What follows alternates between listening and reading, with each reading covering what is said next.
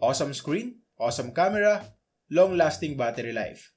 Yan ang sinasabi sa atin ng Samsung tungkol dito sa Galaxy A71. So ginamit ko to for a week at sasabihin ko sa inyo ngayon ang katotohanan sa phone na to. What's up guys, Mon here. Welcome back to Hardware Voyage. This is the Samsung Galaxy A71. Alright, unahin muna natin yung design. Available to in Prism Crush Blue, Black, and Silver. Plastic lang yung gilid na pinagigitnaan ng Corning Gorilla Glass 3 dito sa harap at glass stick naman dito sa likod.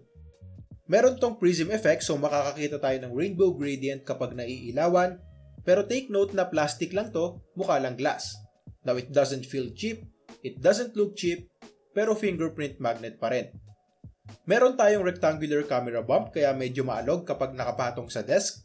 Nakakatulong naman yung included na case, pero nakalawit pa rin yung camera bump. Walang IP rating ang phone na to so iwasan nating mabasa o mahulog sa tubig. Dito sa kaliwa makikita natin yung power button along with the volume rocker. Sa kanan nakalagay yung SIM card slot at good news, hindi hybrid yung slot para sa second SIM. Meron talaga tayong dedicated slots para sa SIM 1, SIM 2 at micro SD card.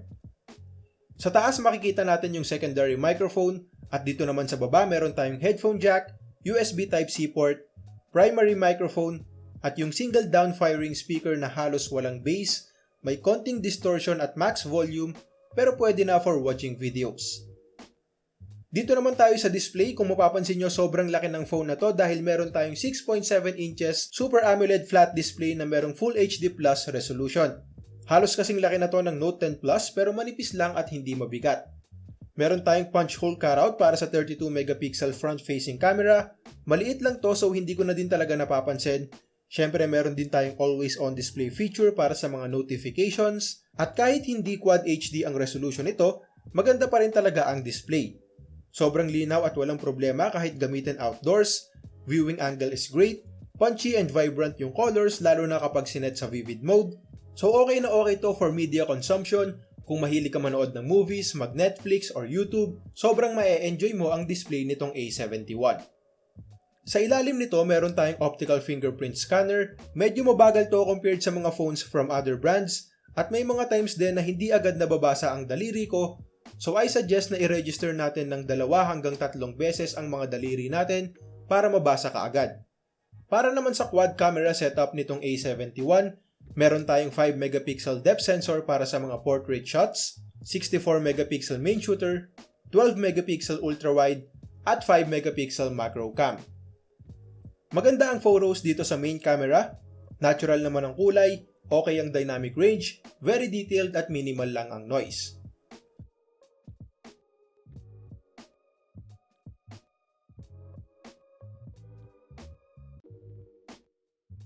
Nagustuhan ko din yung ultra-wide sensor. It's not as good as the main sensor, medyo boosted ang colors dito at may konting fisheye effect, pero passable naman ang dynamic range, detailed pa rin ang photos, at malawak talaga ang viewing angle so very usable for taking landscape shots. Macro shots are great as well, siguraduhin lang nating maliwanag sa area at nasa 3 to 5 cm lang ang layo ng camera sa subject dahil kung hindi, blurred ang makukuha nating photos. Satisfied din ako sa mga portrait shots, maayos nitong nadedetect ang subject at ang background at maganda rin ang pagkaka-blur. Yung mga night mode shots sa main camera ay okay lang, nadadagdagan ng brightness at nababawasan ng noise, pero naka-crop down to 12 megapixels.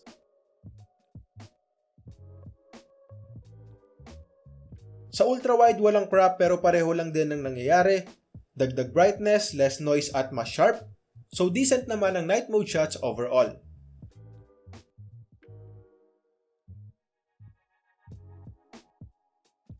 Maganda rin ang portrait shots sa front-facing camera, very detailed, may night mode, at malawak din ang field of view. So eto yung video quality ng front-facing camera, nakakapag-record to ng up to 4K 30fps, pero walang kahit anong stabilization at wala ring autofocus. Eto naman yung video quality sa main camera, kaya ding mag-record nito ng 4K videos at 30fps, maganda naman ang overall quality, detailed ang footage, pero walang stabilization sa 4K.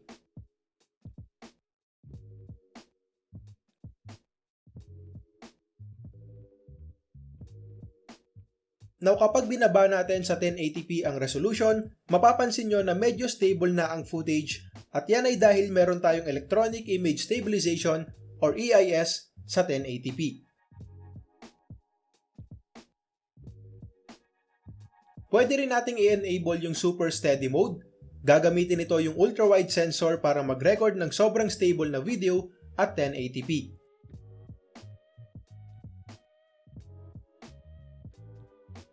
Now kapag madilim sa area, hindi maganda ang video quality nitong A71. Usable naman at pwedeng gamitin kung kailangan talagang i-record yung moment.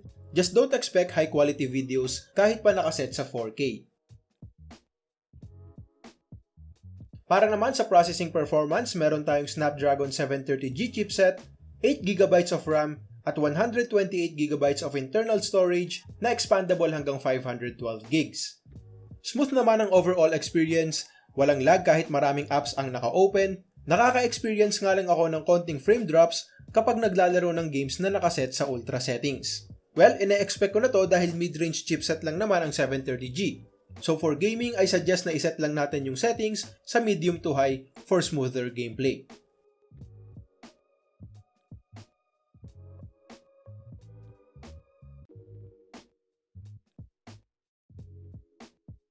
Meron tayong 4,500 mAh battery.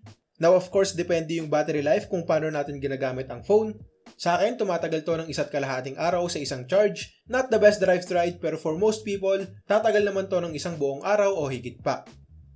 Wala tong wireless charging, pero buti na lang meron tayong 25W super fast charger.